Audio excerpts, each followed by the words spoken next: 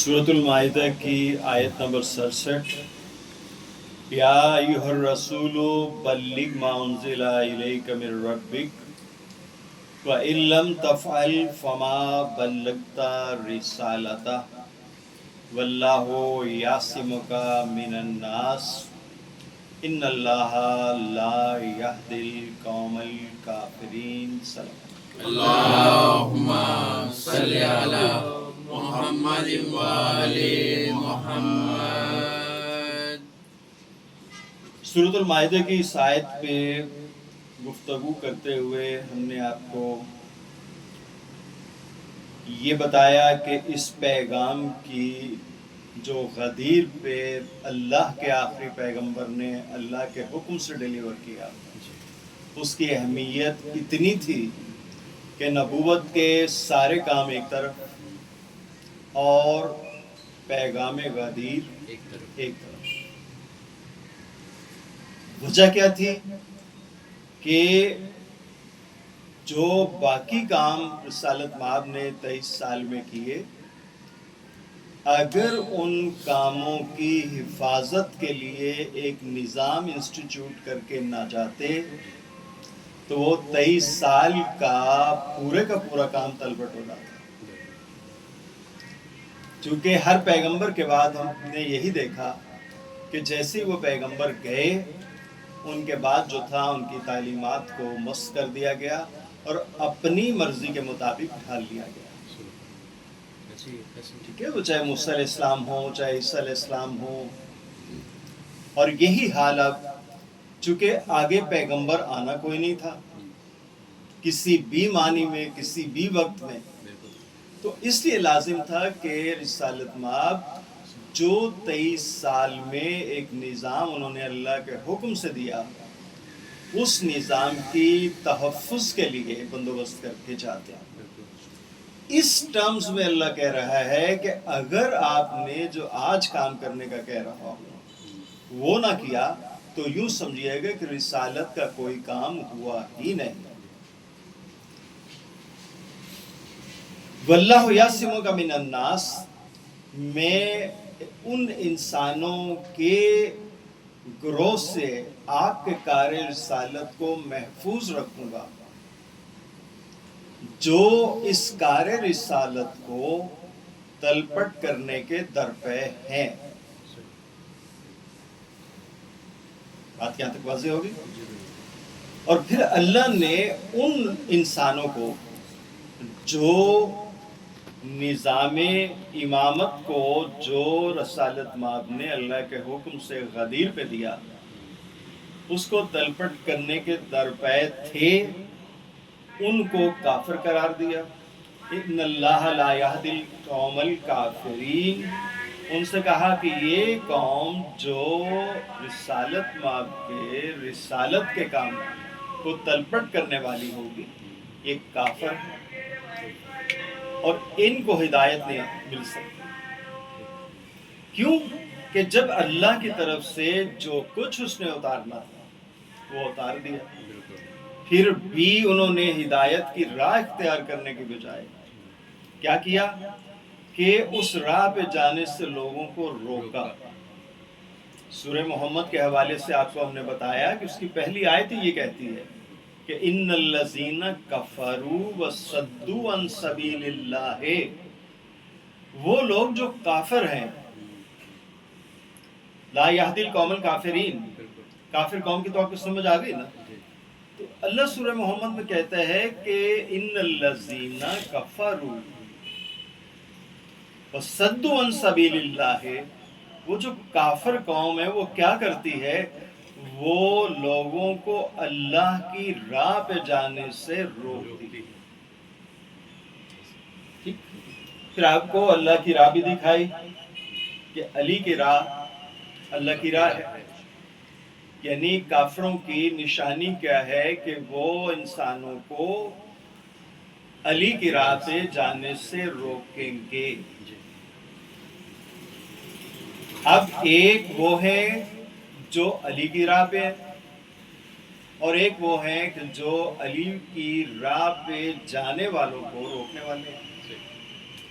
روکنے والوں کو اللہ کہتے ہیں کہ یہ کافر ہیں. والذین آمنوا. اور دوسری کیٹیگری اس نے دوسری آیت میں بتائی کہ والذین آمنوا وعملوا الصالحات وآمنوا بما نزل علی محمد. وہ کیا کرتے ہیں؟ وہ ایمان لاتے ہیں، اعمال صالح کرتے ہیں، اور اس پر بھی ایمان لاتے ہیں جو محمد صلی اللہ علیہ وآلہ پر نازل ہوا. وَهُوَ الْحَقُّ مِن رَبِّهِمْ. اور اس کا نام الحق ہے جو محمد کے رب کی طرف سے. ٹھیک، ان کی نشانی کیا ہے کہ وہ ایمان لاتے ہیں، تو پھر ایمان سے پھرتے نہیں. بعد ایمان وہ کفر کی راہ اختیار نہیں کرتے، وہ اعمال صالح پہ جتے رہتے ہیں اور اس پر بھی ایمان لاتے ہیں جو اللہ کی طرف سے الحق کے نام سے محمد صلی اللہ علیہ وآلہ پر نازل کیا گیا. اللہم صلی علی محمد وآل محمد. ایسے لوگ جو ہیں، اب آپ کے سامنے دو کیٹیگریز انسانوں کی ہیں، اور دو کیٹیگریز ہی ہم نے آپ کو دکھائیں سورہ دہر کے حوالے سے، جس میں اللہ کہتے ہیں کہ فَجَعَلْنَاهُ سَمِيعًا وَبَصِيرًا، کہ ان کو میں نے سننے والا اور دیکھنے والا بنایا. وَهَدَيْنَاهُ السَّبِيلَ، اور ان کو ہدایت کی راہ دکھائی. ہدایت کی راہ کیا تھی؟ علی کی راہ. اما شاکرم و اما کفورا. کچھ نے وہ راہ جو تھی وہ شکریہ کے ساتھ قبول کر لی، اور دوسروں نے وہ راہ جو تھی وہ ٹھکرا دی، جانتے بوجھتے ہوئے کہ اللہ کی راہ کیا ہے. تو اب پوری دنیا کے انسان فقط دو کیٹیگریز میں ڈیوائیڈ ہو گئے. یہ جو آپ دیکھتے ہیں رنگ برنگے جماعتیں، رنگ برنگے فرقے، رنگ برنگے مطلب دین جو دنیا میں اس وقت پائے جاتے ہیں، ان سب کی صرف دو براڈ کیٹیگریز ہیں اللہ کے نزدیک. یا تو وہ اللہ کی راہ پہ شکریہ کے ساتھ چل رہے ہیں. یہاں لفظ شکریہ جو اللہ نے رکھا وہ اس لیے رکھا کہ جو سب سے بڑی نعمت اس نے انسانوں کے لیے نازل کی وہ ولایت علی ابن ابی طالب.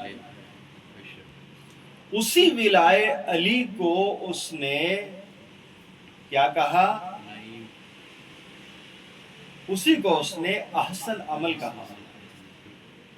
اس نے کہا کہ یہ جو میں نے موت اور حیات کو خلق کیا نا، یہ اس لیے خلق کیا کہ تاکہ تم مجھے ڈیمونسٹریٹ کر سکو کہ تم احسن عمل لے کے آتے ہو کہ نہیں. جو احسن عمل لے کے آئے گا وہ کیا ہوگا؟ وہ اللہ کا بندہ ہوگا، اس کا شکر گزار بندہ ہوگا، کیونکہ سب سے بڑی نعمت کا حامل ہوگا. ولایہ علی جو سب سے بڑی نعمت ہے، اس کو وہ اس پہ ایمان رکھتا ہوگا. اور جو دوسرے تمام بندے کسی بھی نام سے دنیا میں پائے جائیں وہ سب کے سب کیا ہیں؟ کافر. فقط دو کیٹیگری. اب وہ کیٹیگری جو اللہ والی ہے اس کے بارے میں سورۃ المائدہ میں کہتا ہے آیت 56، سورۃ المائدہ آیت 56، وَمَن يَتَوَلَّ اللَّهَ وَرَسُولَهُ، جس نے اللہ اور رسول سے ولا رکھی.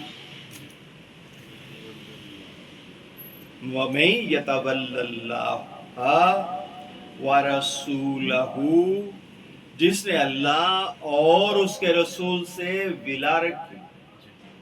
وَالَّذِينَ آمَنُوا، وہ ایمان والے ہیں. وہ کیا ہے؟ ایمان والے ہیں. فَإِنَّ حِزْبَ اللَّهِ هُمُ الْغَالِبُونَ. اور یہ ہے اللہ کی پارٹی، اللہ کی جماعت، حزب اللہ. مطلب ہم نے یہاں دنیا میں جو حزب اللہ بنائی ہوئی ہے وہ نہیں، سیاسی پارٹی کی بات ہم نہیں کر رہے.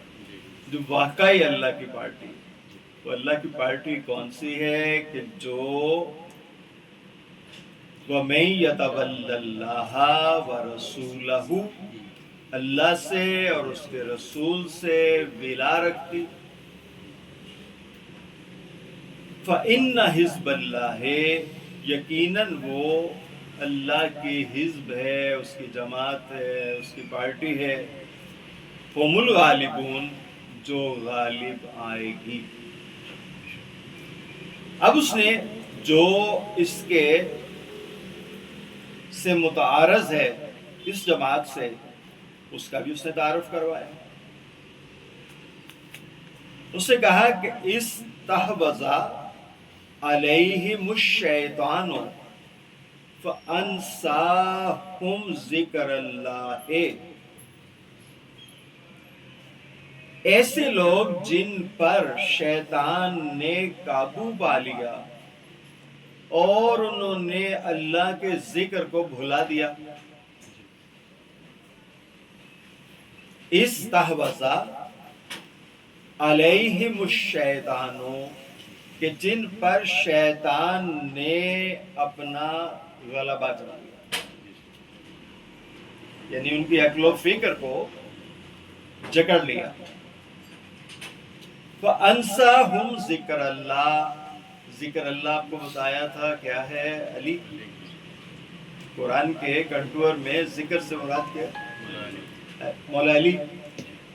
جنہوں وہ انسانوں کا گروہ جن کے ذہنوں پر شیطان نے قبضہ کر کے ان کو علی ابن ابی طالب کی ولایت کو بھلا دیا. بات سمجھ میں آ گئی؟ آیت کلیئر ہے یا مزید کرنے کی ضرورت ہے؟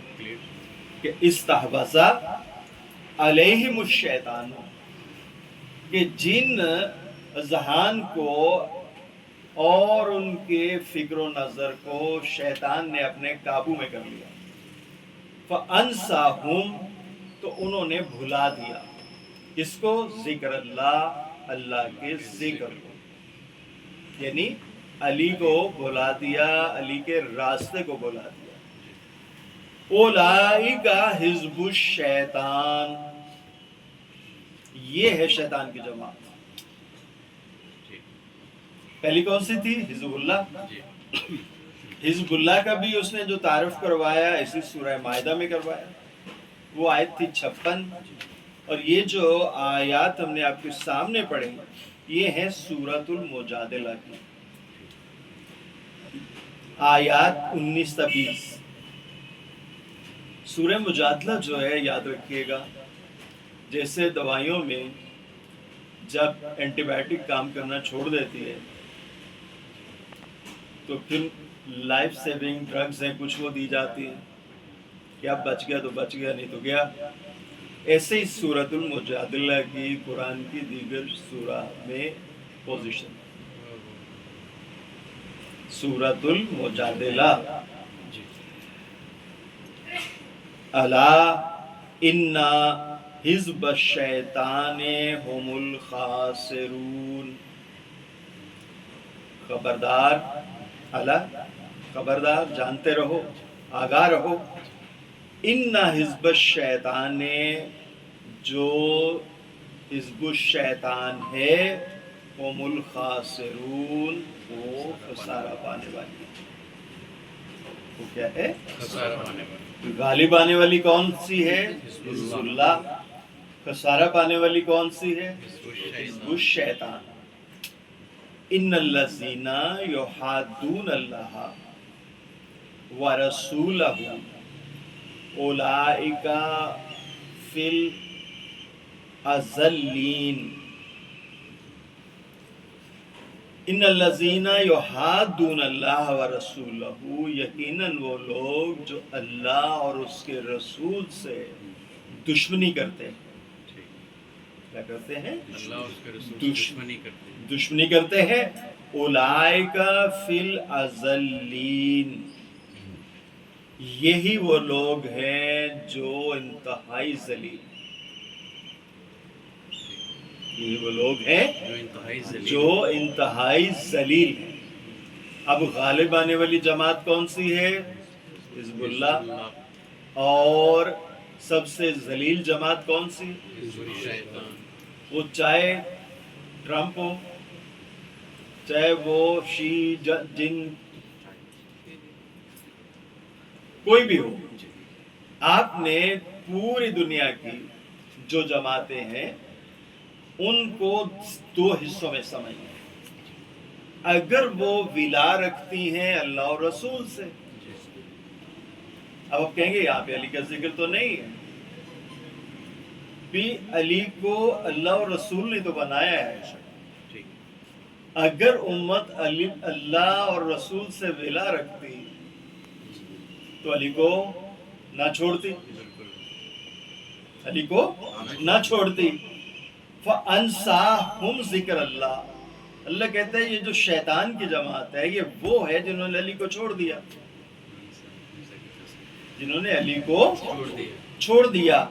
تو علی کو چھوڑ کے کیا ہوا؟ وہ حزب الشیطان بن گئے. حزب الشیطان بن کر تو انہوں نے کیا اٹھایا؟ خسارہ. کیا اٹھایا؟ اور اللہ کہتا ہے یہ میرے دشمن ہیں. ان الذین یحادون اللہ ورسولہ اولئک فی الاذلین، یہ لوگ اللہ اور رسول کے دشمن ہیں اور یہ ذلیل ترین ہیں. اب جو ذلیل ترین ہیں ان کو وہ غلبہ تو نہیں دے سکتا. اب غدیر کے بعد جو واقعات ہوئے وہ بریفلی مطلب سم اپ کرتے ہیں کہ رسالت مآب جب مدینہ پہنچ گئے تو ایک شخص آیا اور آ کے اس نے مولا علی کی ولایت پہ چیبہ جبی ہوا. اس کا انجام عذاب کی شکل میں ہوا. اس کے بعد رسالت مآب نے جو پیریفری پہ مدینہ سٹی اسٹیٹ کی اور مکہ کی، اس وقت دو ریاستیں ہیں نا جو مطلب اسلام کے نام پہ قائم ہوئی ہیں، ایک مدینہ ہے اور ایک مکہ. جو پیریفری پہ رہنے والے لوگ تھے ان کو بلا کر تو دوبارہ مولا علی کی بیعت لی تاکہ اس کی توثیق ہو جائے. اور جو حزب الشیطان تھی ان کے شر سے محفوظ رہنے کے لیے کہ تاکہ حکومت الہیہ میرے بعد بغیر کسی حیل و حجت کے قائم ہو جائے، لشکر اسامہ کو ترتیب دیا.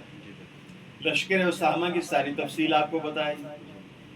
اس میں جو رسول کو نمازیں کسی کے پیچھے پڑھائیں وہ بھی آپ کو بتایا کہ وہ پریکٹیکلی پاسبل نہیں ہے. اگر وہ لشکر اسامہ کے ساتھ کوچ کر گئے تو پھر وہ مدینے میں نہیں ہے، اور اگر انہوں نے مدینے میں رہ گئے کوچ نہیں کیا تو پھر وہ نماز پڑھانے کے ویسے ہی قابل ہی نہیں ہے، کیونکہ اللہ اور رسول کی لعنت فٹ ہو گئی. اب اس کے بعد کیا ہوتا ہے؟ بہت کم وقفہ ہے غدیر میں. غدیر ہوئی 18 ذی الحج 10 ہجری کو، اور رسالت مآب کی جو شہادت ہوتی ہے وہ ہوتی ہے 28 صفر 11 ہجری کو. اب آپ کو حوالہ دے رہے ہیں بخاری کا، کتاب الانبیاء، حدیث کا جو نمبر ہے یہاں پہ ہے وہ 867. اسماعیل، سلیمان، ہشام، عروہ بن زبیر، حضرت عائشہ زوجہ محترمہ رسول اللہ صلی اللہ علیہ وسلم وآلہ، بخاری میں یا کسی بھی حدیثی کتاب میں آپ کو نظر نہیں آئے گا. سے روایت کرتے ہیں کہ جب حضرت صلی اللہ علیہ وآلہ نے وفات پائی تو ابو بکر مقام سخ میں تھے.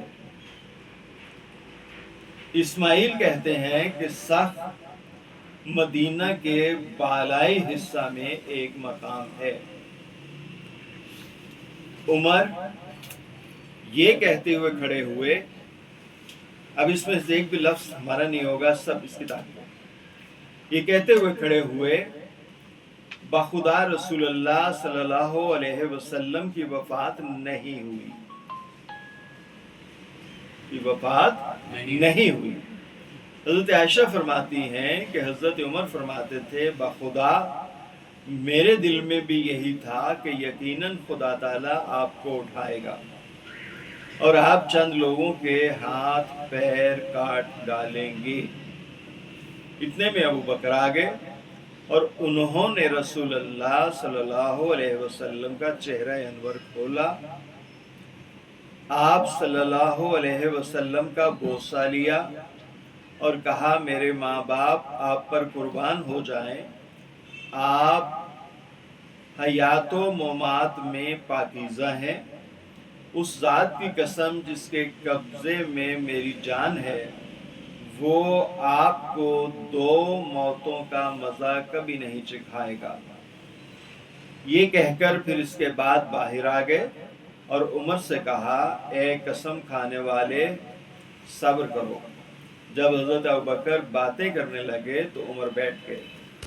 پھر ابوبکر نے خدا کی حمد و ثنا بیان کی اور کہا خبردار ہو جاؤ، جو لوگ محمد صلی اللہ علیہ وسلم کی عبادت کرتے تھے تو ان کو معلوم ہو کہ آپ کا انتقال ہو گیا، اور جو لوگ اللہ تعالیٰ کی عبادت کرتے ہیں وہ مطمئن رہیں کہ ان کا خدا زندہ ہے جس کو کبھی موت نہیں آئے گی.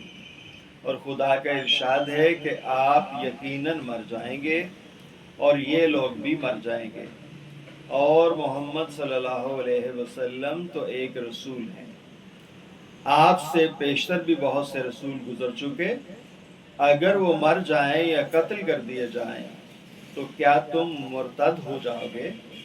اور جو شخص مرتد ہو جائے گا وہ خدا تعالیٰ کو ہرگز کچھ نقصان نہ پہنچا سکے گا، اور اللہ تعالیٰ شکر گزار لوگوں کو اچھا بدلہ دے گا. سب لوگ یہ سن کر بے اختیار رونے لگے. راوی کا بیان ہے کہ ثقیفہ بنی سعدہ میں انصار حضرت سعد بن عبادہ رضی اللہ عنہ کے ہاں جمع ہوئے اور کہنے لگے کہ ایک امیر ہم میں سے ہو اور ایک تم میں سے ہو. پھر حضرت ابوبکر و عمر بن خطاب اور ابو عبیدہ بن جراح حضرات سعد کے پاس تشریف لے گئے.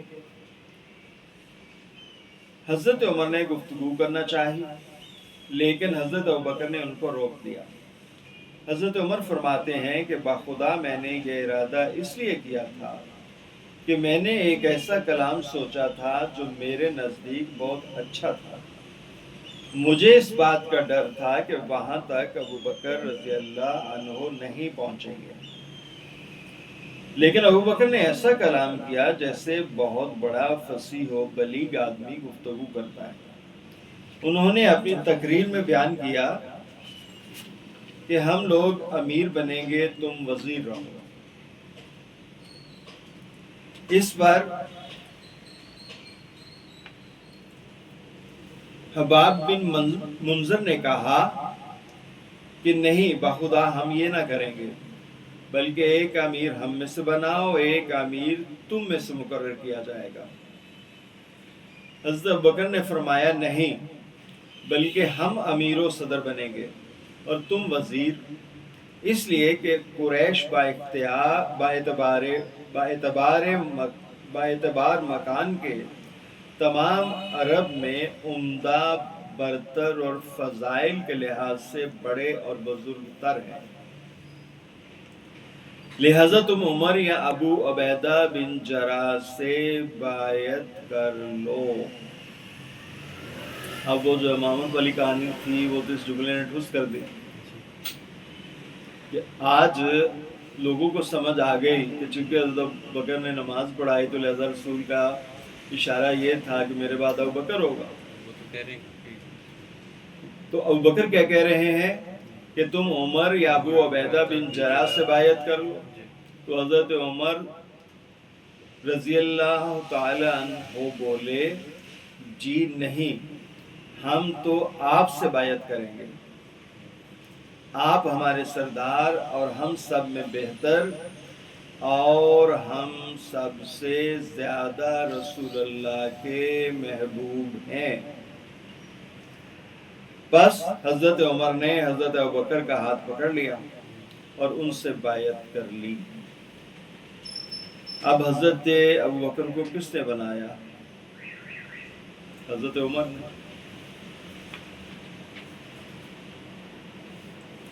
اور لوگوں نے آپ سے بیعت کی، جس پر ایک کہنے والے نے کہا کہ تم نے سعد بن عبادہ کو قتل کر دیا. حضرت عمر نے کہا کہ خدا تعالی نے ہی اسے قتل کر دیا. عبداللہ بن سالم زبیدی، عبد الرحمن بن قاسم حضرت عائشہ رضی اللہ عنہا کی ایک دوسری روایت میں مروی ہے کہ انہوں نے فرمایا کہ رسول اللہ کی رحلت کے وقت آنکھیں اوپر اٹھ گئیں اور آپ نے 3 مرتبہ فرمایا پھر رفیق الاعلیٰ یعنی رفیق اعلیٰ خدا تعالیٰ سے ملنا چاہتا ہوں. اور حضرت عائشہ فرماتی ہیں کہ حضرت ابوبکر اور حضرت عمر کی جو تقریر ہوئی اس سے اللہ تعالیٰ نے بہت نفع پہنچایا. حضرت عمر نے لوگوں کو اللہ تعالیٰ کی نافرمانی سے ڈرایا. ان میں جو نفاق تھا خدا تعالیٰ نے عمر کی وجہ سے دور کیا. پھر حضرت ابوبکر نے لوگوں کو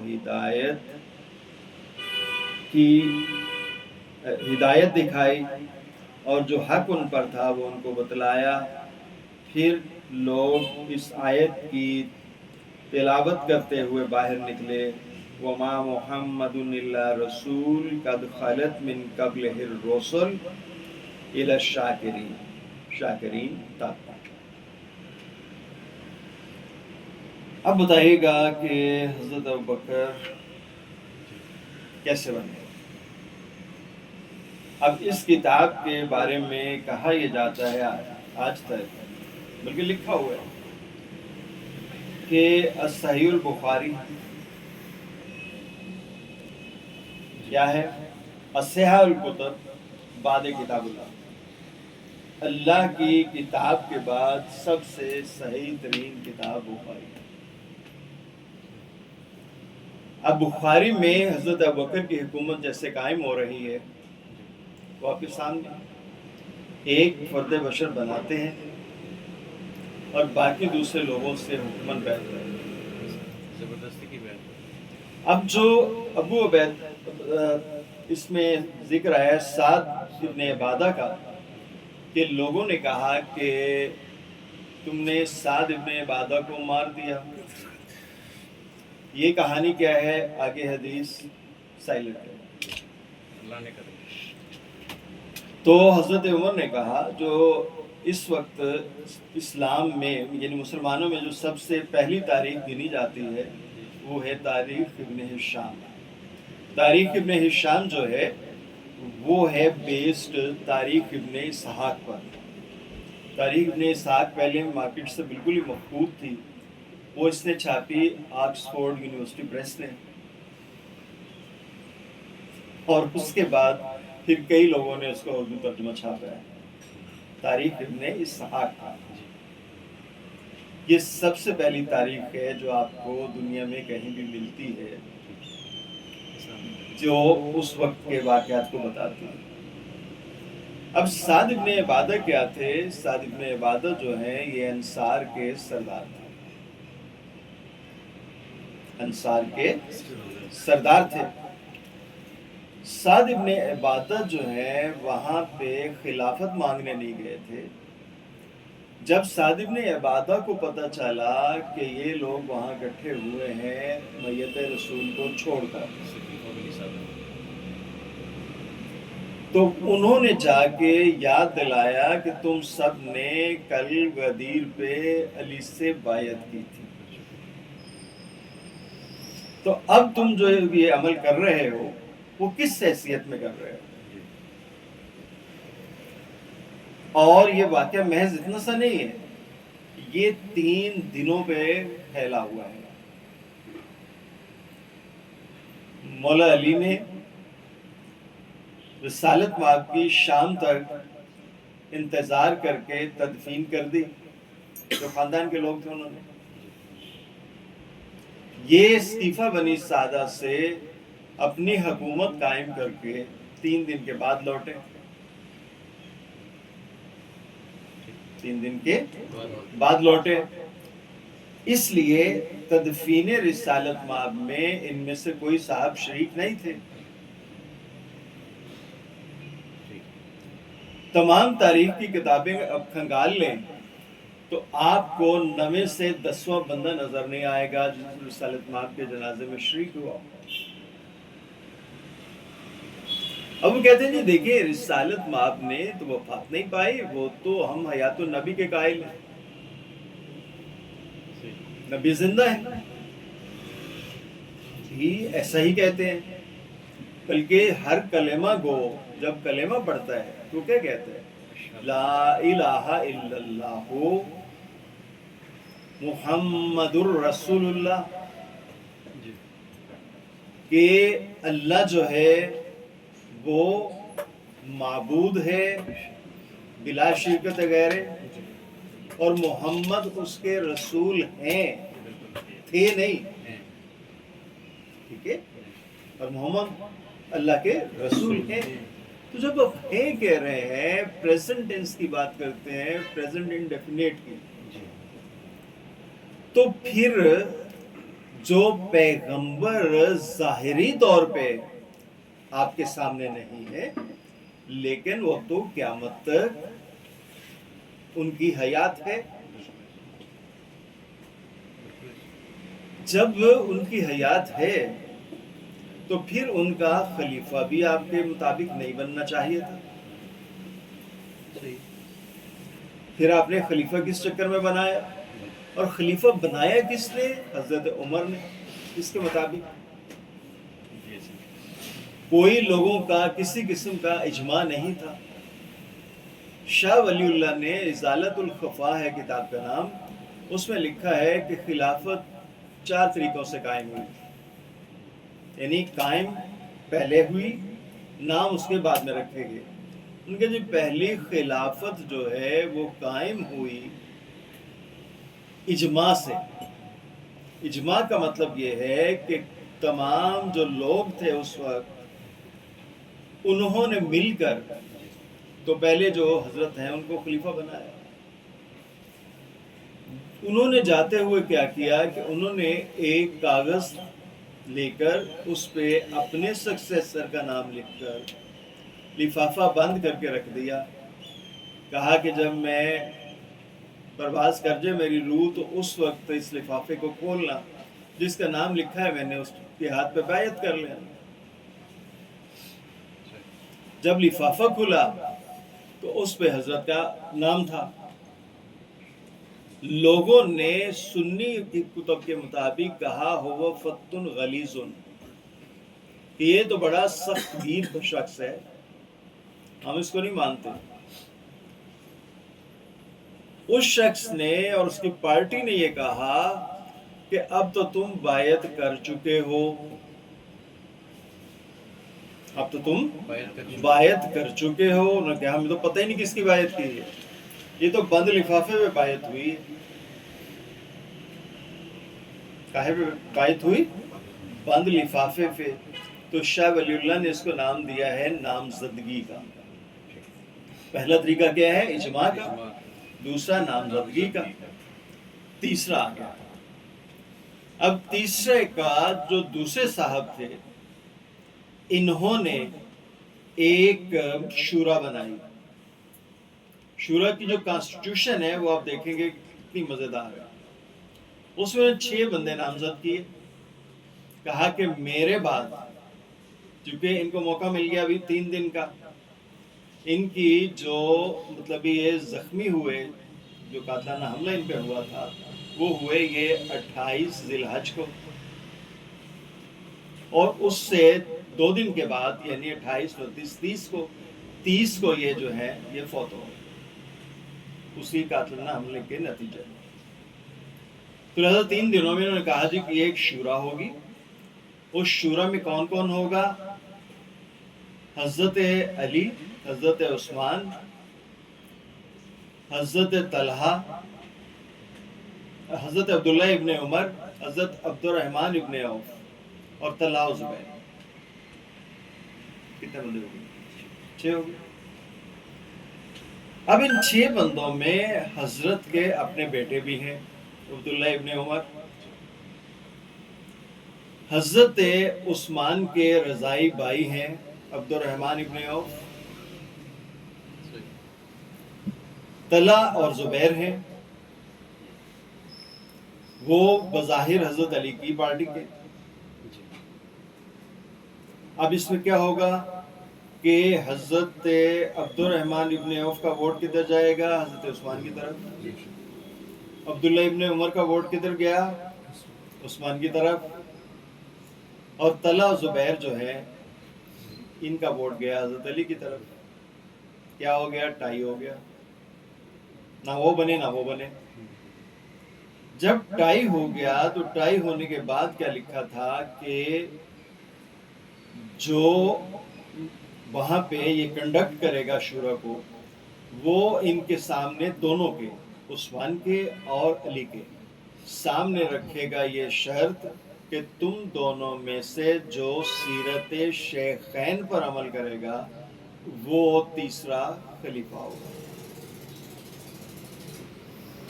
اب یہ شورا کا بنانے والے جانتے تھے کہ جب میرا بیٹا ووٹ نہیں دے گا علی کو, اب دیکھیں خلافت راشدہ کس طرح سمیش ہوتی ہے وہ آپ کی سمجھ میں آ جانی چاہیے کہ ٹائی کے پہلے انشور کی کہ ہر صورت میں ٹائی ہو, کہ نہ ایک ووٹ فالتو ادھر جائے نہ ادھر آئے.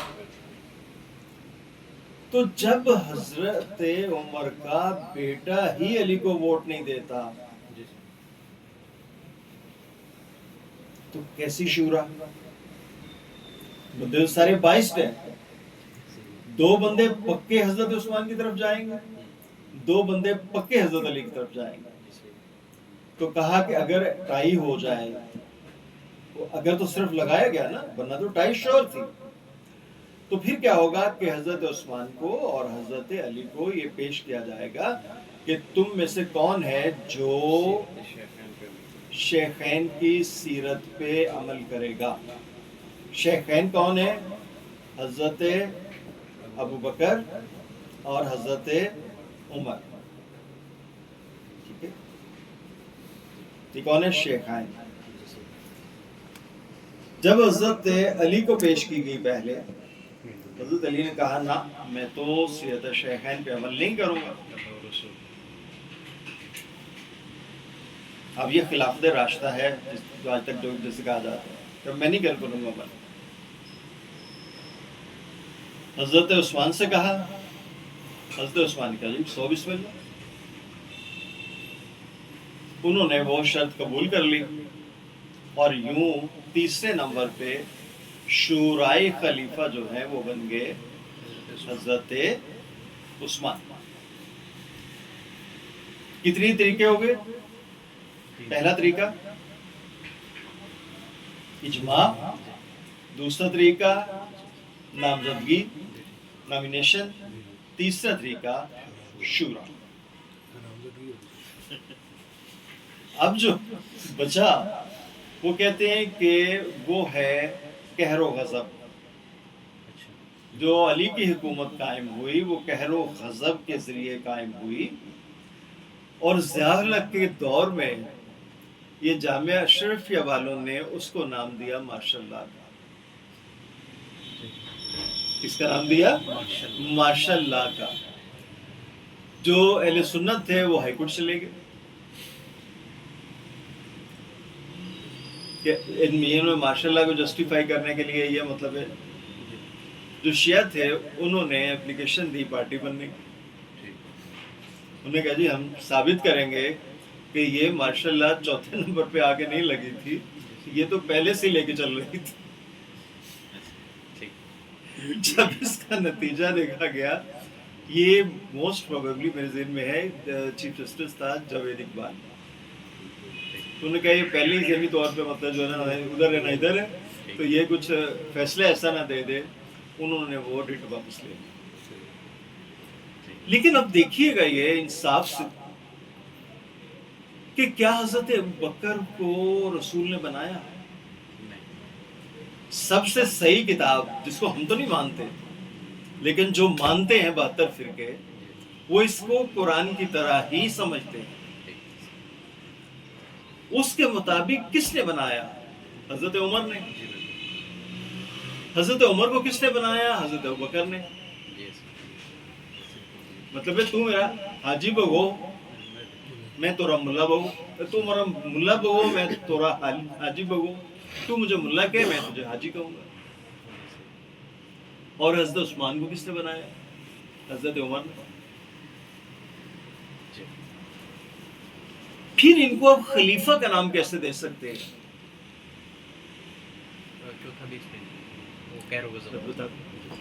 پھر ان کو خلیفہ کا نام کیسے دے سکتے ہیں؟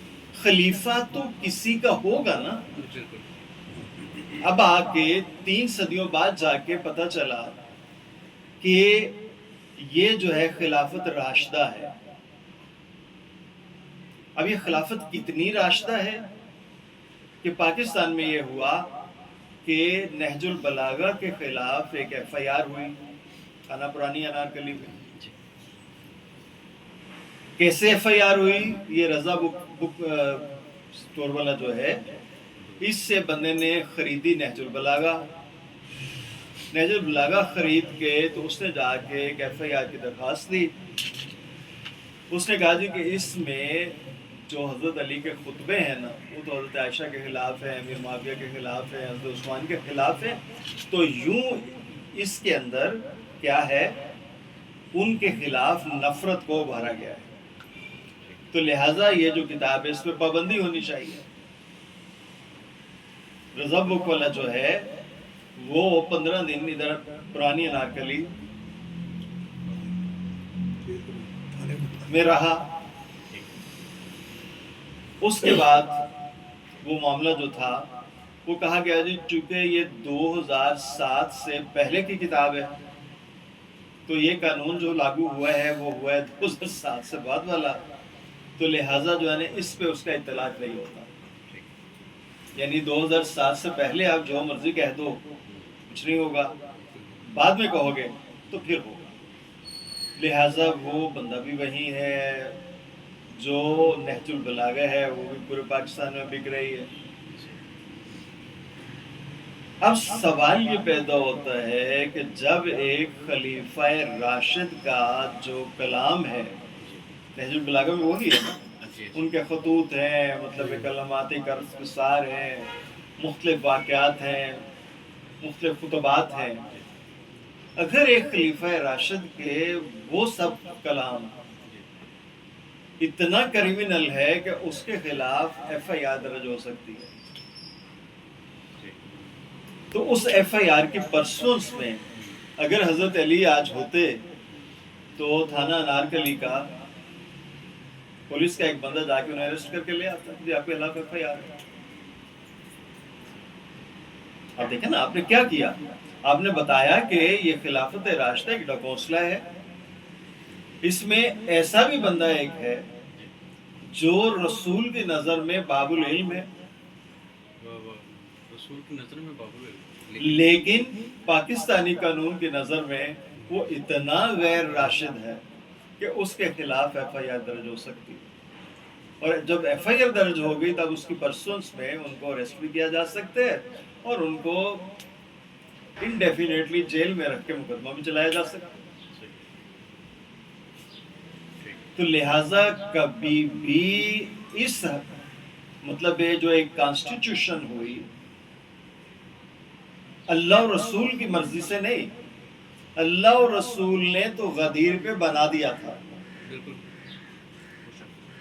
اب ان میں سے تینوں میں سے کسی ایک کو بھی اللہ رسول نے نہیں بنایا، لہذا لفظ خلیفہ ان کے لیے استعمال نہیں ہو سکتا۔ ایک حکمران ہے، جیسے آپ کے حکمران ہیں، اگر آپ 30% کی ریپرزنٹیشن کرنے والے بندے کو وزیر اعظم بنا دیتے ہیں اور 70% ووٹ لینے والے کو ڈیالہ جیل میں ڈال دیتے ہیں،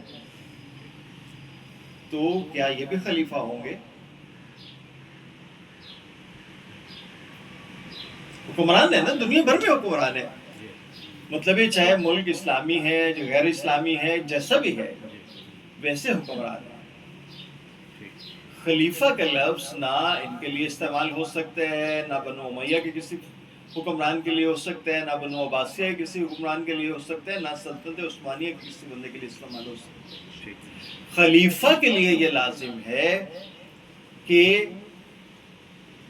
اس کو اللہ اپنے رسول کے لیے ذریعے بنائے اور سب کو اکٹھا کر کے ان سے بایعت لے۔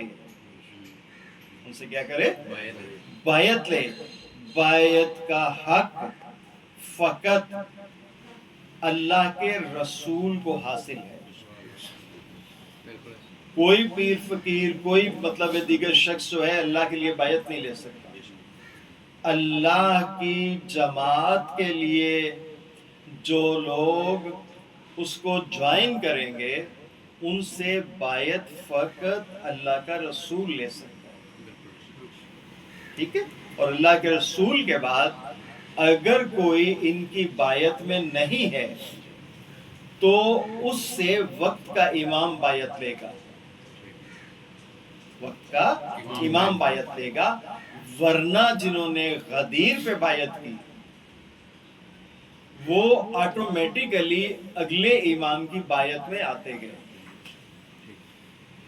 جو مولا علی کی بایعت میں تھے وہ آٹومیٹک مولا حسن کی بایعت میں آ گئے، جو مولا حسن کی بایعت میں تھے مولا حسن کے بعد مولا حسین کی بایعت میں آ گئے، اینڈ سو آن۔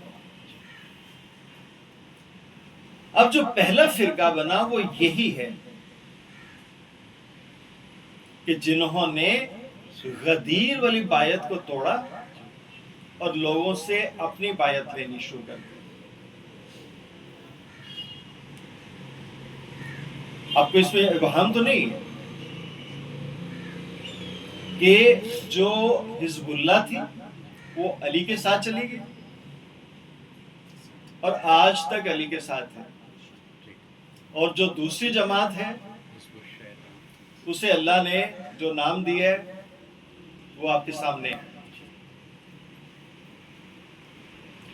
تو غدیر کو اسی لیے ہم نے کہا تھا کہ یہ ایک لٹمس ٹیسٹ ہے کہ جو ڈیفرینشیٹ کرتا ہے بٹوین صاحب ایمان کے اور کافر کے۔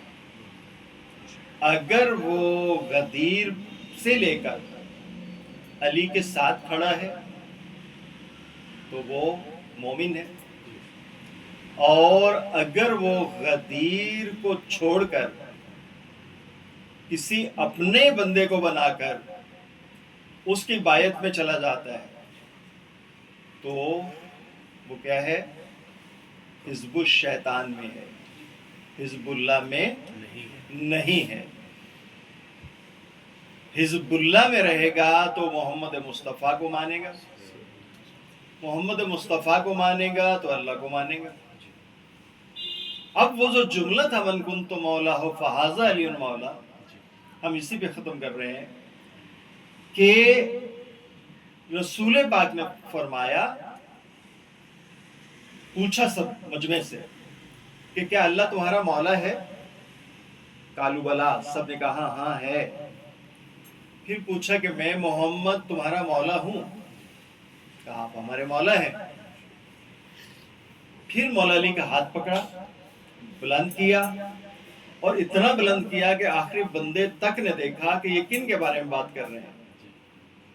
من کنت مولا ہو فہذا علی مولا، تو جس کا میں محمد مولا ہوں اس کا یہ علی ابن ابی طالب مولا ہے. اللہم صلی علی محمد یہ ہے ولایت تکوینیہ کہ اللہ ولی، محمد مصطفیٰ ولی اور علی مرتضیٰ ولی. یہ کیسا جاتا ہے چینل؟ علی کو جو مولا مانے گا وہ محمد مصطفیٰ کو مولا مانے گا، جو محمد مصطفیٰ کو مولا مانے گا وہ اللہ کو مولا مانے گا. یہ ہے حکومت الہیہ، یہ ہے حکومت الہیہ. تو آپ نے بایت میں کس کی رہنے ہیں؟ علی کی. علی کی بایت میں رہیں گے، وہ پہنچائیں گے محمد مصطفیٰ تک. محمد مصطفیٰ تک پہنچ گئے تو آپ اللہ تک پہنچ گئے. اور علی کی ولایت ایک عطا ہے جو رسالت مآب فرماتے ہیں کہ اللہ جس نفس کو پاک پاتا ہے اس میں علی کی ولا ڈال دیتا ہے. ٹھیک ہے، تو جس میں علی کی ولا ڈل جائے وہ پھر اللہ کا شکر گزار بندہ ہے. اور وہ علینا الا البلاغ.